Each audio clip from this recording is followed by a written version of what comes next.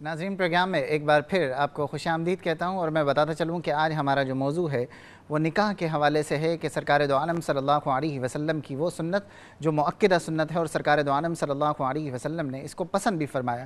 تو مفتی صاحب، سب سے پہلے نکاح کے حوالے سے میں جاننا چاہوں گا کہ ایک تو نکاح کی جو فضیلت بیان کی گئی، اور پھر پچھلی امتوں میں یعنی آدم علیہ السلام سے لے کر یہ نکاح چل رہا ہے، اس کی فضیلت کیا ہے، اور یہ نکاح کا سلسلہ یعنی تبدیل نہیں ہوا؟ یعنی بہت سے احکامات ایسے تھے جو پچھلی امتوں میں تھے، شریعت تبدیل ہوئی تو معاملات منسوخ ہو گئے، احکامات منسوخ ہو گئے، لیکن نکاح بدرجہ اولا اسی طریقے سے چلتا رہا، اس کی کیا وجہ ہے؟ بسم اللہ الرحمن الرحیم۔ قرآن مجید فرقان حمید میں اللہ رب العزت نے ارشاد فرمایا فَانْكِحُوا مَا طَابَ لَكُم مِّنَ النِّسَاءِ مَثْنَىٰ ثُلَاثَ وَرُبَاعَ، اور جو عورتیں تمہیں پسند آئیں، تمہارے دل کو بھائیں، تو تم ان سے نکاح کرو، 2 2 3 3 4 4۔ اس میں 3 باتوں کا تذکرہ تو بڑا صاف ہے۔ ایک، نکاح کرو، دوسرا پسند کے ساتھ کرو، اور تیسرا 4 تک کی اجازت ہے۔ اور آگے فرمایا کہ اگر تم انصاف نہ کر سکو تو ایک ہی نکاح کرو، اور حدیث میں ہے جو ایک نکاح کرے مگر اسے یقین ہو کہ اسے بھی نہیں سنبھال پائے گا تو اس کا نکاح کرنا حرام ہے۔ اچھا، کہ اس کا نہ نان نفقہ دے پائے گا، نہ اس کے حقوق زوجیت ادا کر پائے گا، تو ایسے شخص کا نکاح کرنا ہی منع ہے۔ یعنی طبیعت میں بھی اگر سختی پائی جاتی ہے، طبیعت میں بھی سختی ہے، سنبھال نہیں پائے گا۔ نکاح اللہ رب العزت نے جب حضرت سیدنا آدم علیہ نبینا علیہ السلام کو پیدا فرمایا، تخلیق فرمایا، تو پھر ان کے ساتھ زندگی بسر کرنے کے لیے، چونکہ جنات کی ابتدا، جنات کی پیدائش سیدی اعلیٰ حضرت رضی اللہ تعالی عنہ نے لکھا کہ انسان سے 2000 سال قبل ہو گئی تھی۔ اب اس میں بھی سلسلہ یوں ہی تھا کہ مذکر بھی تھے، مؤنث بھی تھے، پھر ان کی اولادیں بھی تھیں، بچے بھی تھے۔ اب جب انسان کو تخلیق فرمایا، اللہ رب العزت کی مشیت یہ تھی کہ ان کے ساتھ جوڑا بھی تخلیق فرمایا، یعنی حضرت سیدتنا حوا طیبہ طاہرہ رضی اللہ تعالی عنہا، جو تمام انسانوں کی ماں ہیں، ان کو پیدا فرمایا، پھر ان کا نکاح فرمایا۔ اور ایک جگہ میں پڑھ رہا تھا کہ ان کا حق مہر نبی پاک صلی اللہ علیہ وسلم پر 10 مرتبہ درود شریف پڑھنا تھا۔ تو فرشتوں کی موجودگی میں رب العزت نے ان کا نکاح فرمایا، اور پھر ان کی رخصتی جنت کی طرف ہوئی، پھر وہ جنت میں رہنے لگے۔ پھر یہ سلسلہ ہر نبی کی امت میں چلتا رہا، آدم علیہ السلام کی اولاد ہوئی، ان میں بھی چلتا رہا، پھر آتے آتے آتے یہ سلسلہ حضرت سیدنا محمد رسول اللہ صلی اللہ علیہ وسلم تک رہا۔ حضرت عیسیٰ علیہ السلام نے نکاح نہیں کیا۔ عیسیٰ علیہ السلام کے بارے میں یہی آتا ہے کتابوں میں، حضرت یحییٰ، حضرت یحییٰ رضی اللہ تعالیٰ، حضرت یحییٰ علیہ السلام نے بھی نکاح نہیں کیا۔ تو عیسیٰ علیہ السلام چونکہ اللہ کی یاد کی طرف اس طرح محب تھے کہ نہ گھر بنایا، نہ کوئی کاروبار کیا، نہ نکاح فرمایا۔ پھر ان کی زندگی میں سب تھوڑے سے حالات بھی کافی ڈسٹرب رہے، اور یہودی ان کے پیچھے لگے ہوئے تھے، تو آپ یہ تو رب العزت کی مشیت تھی، حقیقت تو یہی ہے، ورنہ یہ یہود و ہنود کسی مسلمان کا کچھ نہیں بگاڑ سکتے، تو اللہ کے نبی صلی اللہ علیہ وسلم کی راہ چینج نہیں کروا سکتے، ٹھیک ہے نا۔ یہ تو مشیت تھی رب العزت کی کہ وہ نکاح کون کرے گا اور کون نہیں کرے گا۔ پھر آ کے جب نبی پاک صلی اللہ علیہ وسلم تک سلسلہ پہنچا، تو میرے پیارے آقا صلی اللہ علیہ وسلم نے جو میرے علم کے مطابق ہے تمام انبیاء میں سب سے زیادہ نکاح فرمائے۔ مفتی صاحب بیٹھے ہوئے ہیں کہ 11 تو ازواج جو ہے نبی پاک صلی اللہ علیہ وسلم کی، وہ ایک وقت میں موجود تھیں۔ رہبانیت کو اختیار نہیں کیا، اپنا کاروبار کیا، اپنی تجارت کی، نکاح فرمایا، اولاد ہوئی، گھر تھا اپنا، پھر اسی میں نبی پاک صلی اللہ علیہ وسلم کی تدفین بھی ہوئی۔ نکاح کا سلسلہ صرف اسلام میں نہیں بلکہ یہودیوں میں، نصرانیوں میں، اور جن کی طرف کوئی نبی نہیں بھی، مطلب جس قوم کو ہم منسوب کریں کہ یہ کتابی نہیں ہے یا آسمانی نہیں ہے، ہندوؤں کی بات کر لیں، ہندو ہنود کی بات کر رہا ہوں، یا مجوسیوں کی بات کر رہا ہوں، یا پارسیوں کی بات کر رہا ہوں، یا اس کے علاوہ اور دہریے یا کوئی بھی، ایون یہ کہ جو انسان ہے، انسان کی بات آپ لیں، وہ کسی بھی رنگ نسل مذہب سے تعلق رکھتا ہے اس میں بھی بغیر نکاح کے وہ مرد و عورت کا ساتھ رہنا جائز نہیں ہے کسی بھی مذہب میں، بھلے اس کا نام کچھ بھی تبدیل ہاں کر چاہے اس کا نام کچھ بھی، سوائے ان دماغ خراب لوگوں کو کہ جو زنا پسند ہے، جن کو نہ اپنی ماں کا پتہ نہ اپنی بہن کا پتہ وہ، مگر یہ تمام مذاہب اس بات پر متفق ہیں کہ نکاح ہونا ہے۔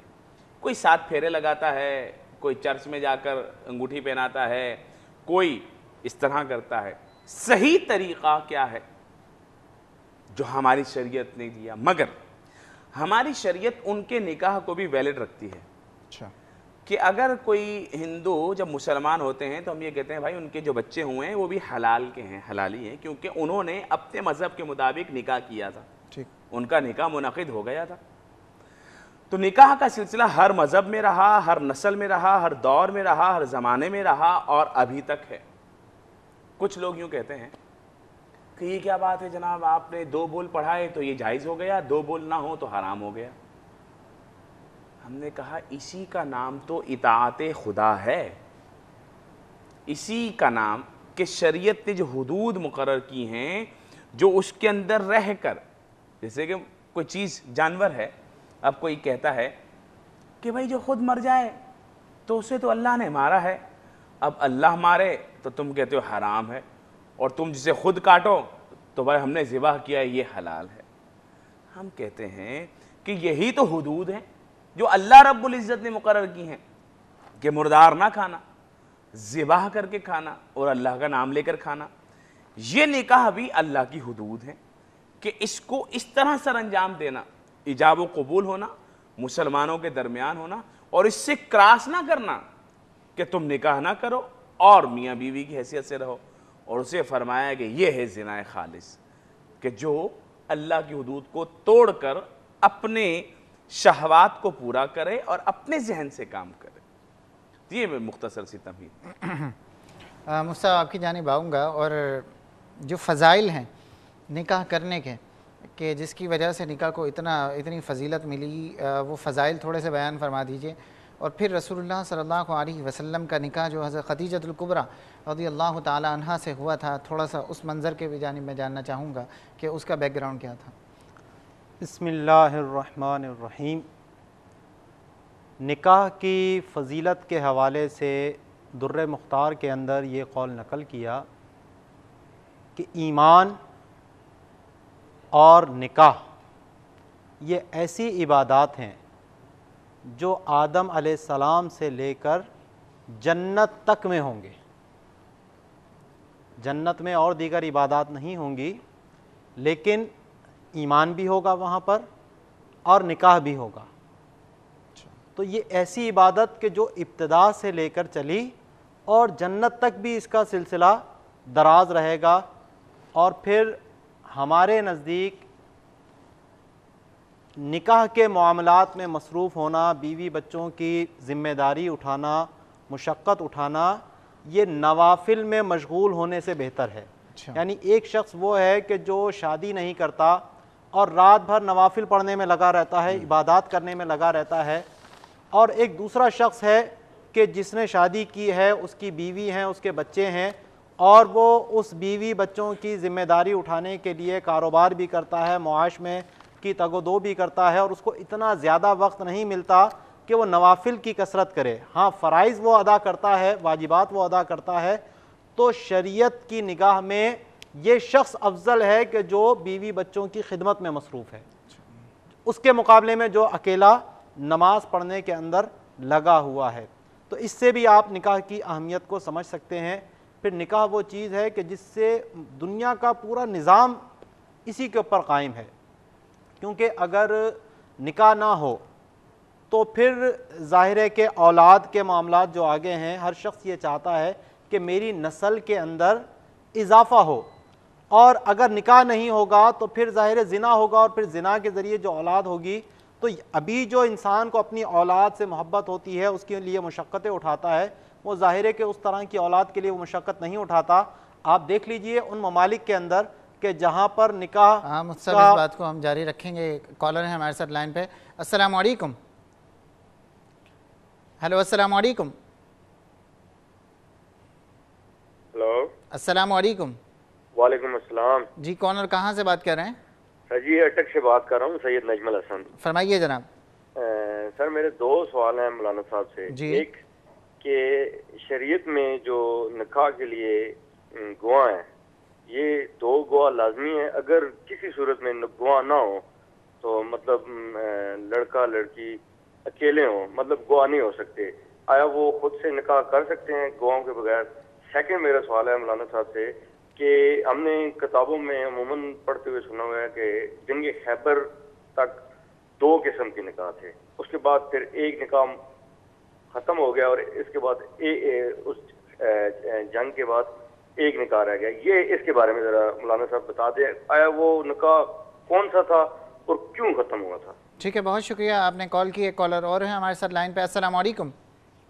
हेलो, अस्सलाम। वालेकुम अस्सलाम। कौन और कहाँ से बात कर रही हैं? मैं सारा बात कर रही हूँ कराची से। फरमाइए सारा।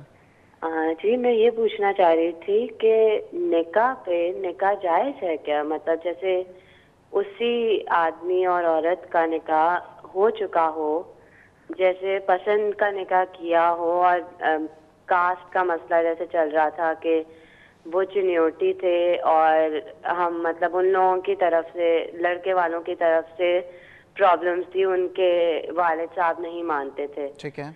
तो निकाह कर लिया ये सोच के कि अगर बात करते हैं और वो ताकि अल्लाह की रजामंदी के लिए, ठीक है, कि बात करना चाहते हैं ठीक या आगे कहीं फरमाइए, जाते आगे हैं, फरमाइए। तो अब जो है वो बात आगे